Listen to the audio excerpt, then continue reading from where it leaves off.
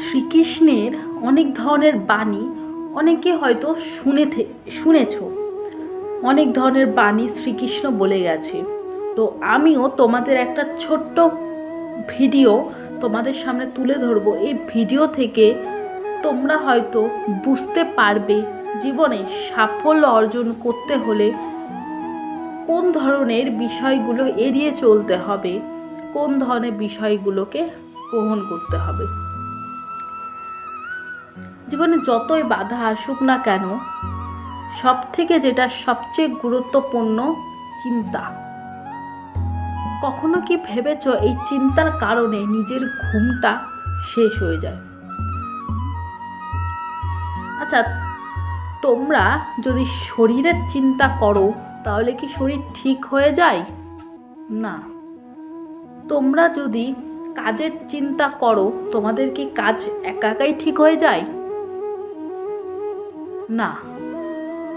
তোমরা কারোর জন্য চিন্তা ভাবনা করছো, সে কি তোমার কথা ভাবছে? না। তাহলে কিসের চিন্তা? নিশ্চিন্ত মনে ঘুমাও।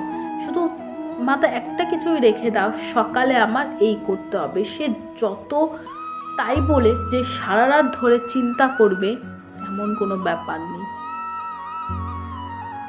সারা রাত ধরে যদি চিন্তা করো তাহলে সুখের ঘুমটা কখন পারবে?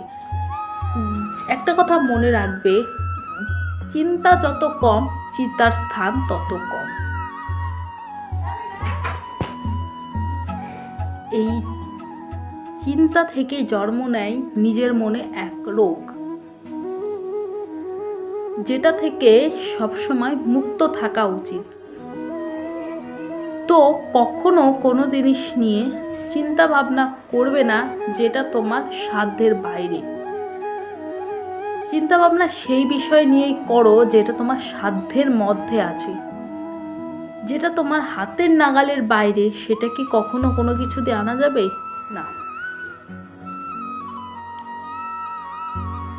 চিন্তা যদি করতেই হয় তবে নিজেকে নিয়ে চিন্তা করো।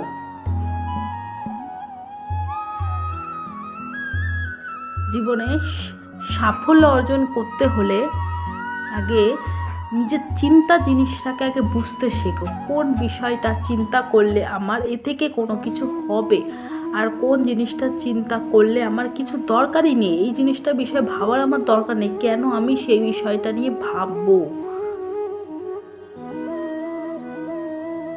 জীবনে সাফল্য অর্জন করতে হলে বেশি কিছু নয়, কিছু কিছু জীবনে যেটা সব থেকে দরকার সেইগুলো একটু ত্যাগ করতে শেখো।